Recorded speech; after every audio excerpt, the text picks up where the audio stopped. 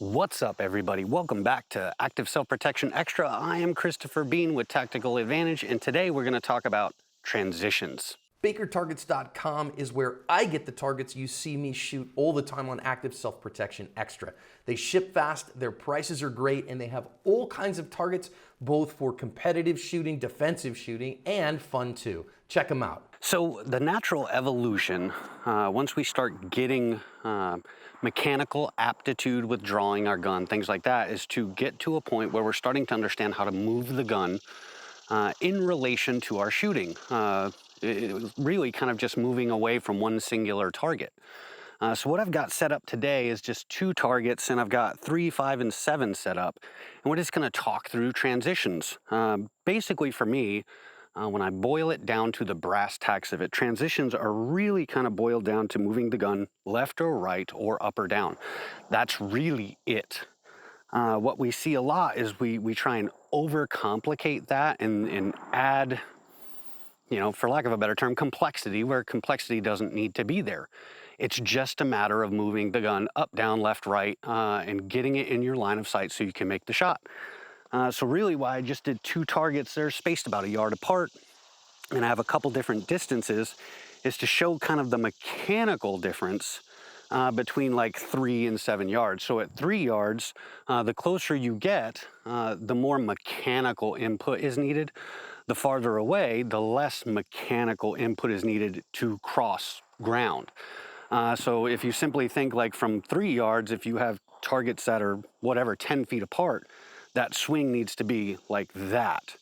Where at 25 yards, that same target array may be like that.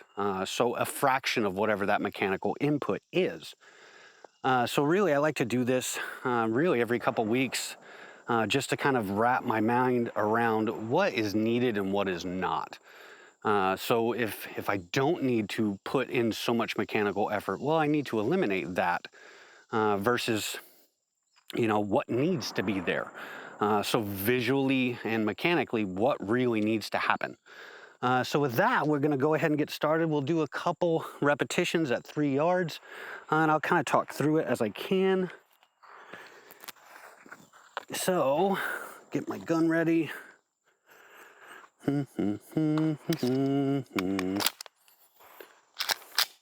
All right, so just from, on target, on trigger, we'll go boom, boom. Okay, so easy enough. But do you see the mechanical input, how much the gun has to move? Okay, so we'll talk about that a little bit. So you probably heard eyes then gun. And really what that's talking about is if you change your focus or your intention, the gun, and just by nature of how our bodies work, wants to go to that same place. Where if you stay in the gun or stay mounted hard focused onto the gun, there's a tendency to overshoot or undershoot. So really what you want to try and do is get the mind ahead of the mechanics. And that's really what like moving your eyes first kind of does for you. If you change focus, now what I do want you to see is how much is my head moving. So we have a pretty wide string mechanically, but what does the head need to do? Is there a big swing on the head, or is it just changing focus with the eyes? So let's try that again. So, okay. So slight, a little bit, but slight. You could probably just drill that down once this kind of makes sense to you and you start kind of understanding what needs or doesn't need to be there. So that's a big thing. I have a much longer explanation of eyes than gun, but really it's just a matter of how much mechanical, physical input do you need to put in versus just changing your focus, especially at close arrays, because the less movement you have throughout your body, the better off you're going to be. So with that, let's get a couple transitions under time and just see where we're at. So obviously not really trying to push or anything, just trying to get a couple reps in. And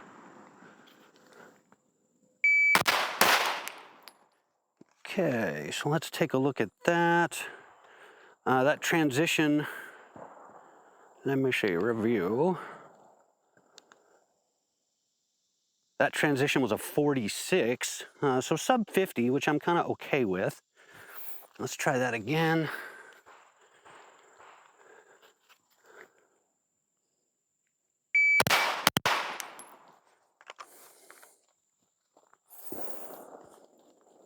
And then 47, so pretty consistent right there. And now we can try, the other beauty about this is try not to get stuck in doing the same thing over and over and over again. So I actually prefer like left to right transitions. Going right to left, I have a tendency to bind a little bit more or have things manifest. So make sure you're doing things that you're not as comfortable with as well. So we'll try that really quick, just going right to left. Okay, let's try that under time.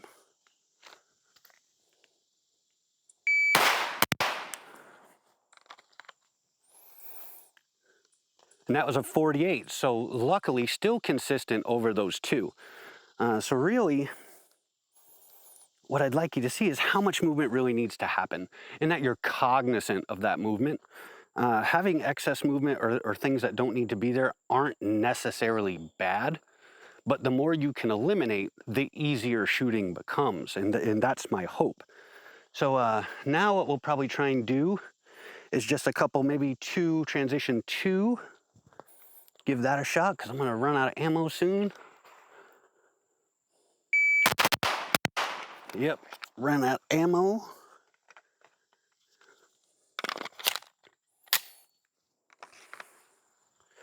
But, you know, let me move back to 5 really quick, and hopefully I'm still have a good frame, and we'll see slightly, just a little bit, but slightly there'll be less mechanical input because the distance actually makes the array kind of closer together from a movement or an engagement standpoint.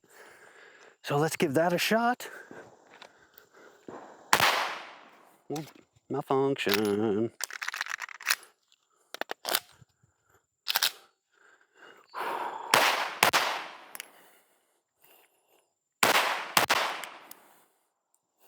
Now right to left.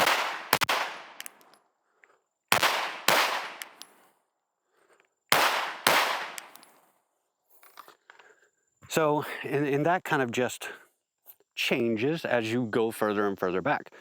This is something if you haven't really worked on, you probably should, because it really just teaches you the different behavior of the gun, your different behaviors as it relates to the gun.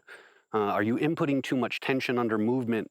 Are you inputting more movement than needs to be there? How to relax the mind in doing something you're uncomfortable with. And that'll have impact on your shooting. So with that, hopefully that's helpful with you guys. This is gonna culminate really with some other drills we're gonna do on video here very, very shortly. It's just some ideas and some things to think through before we get pushing onto those drills, and then how can you use those drills to improve your shooting. So with that, I will see you guys next time. Thanks.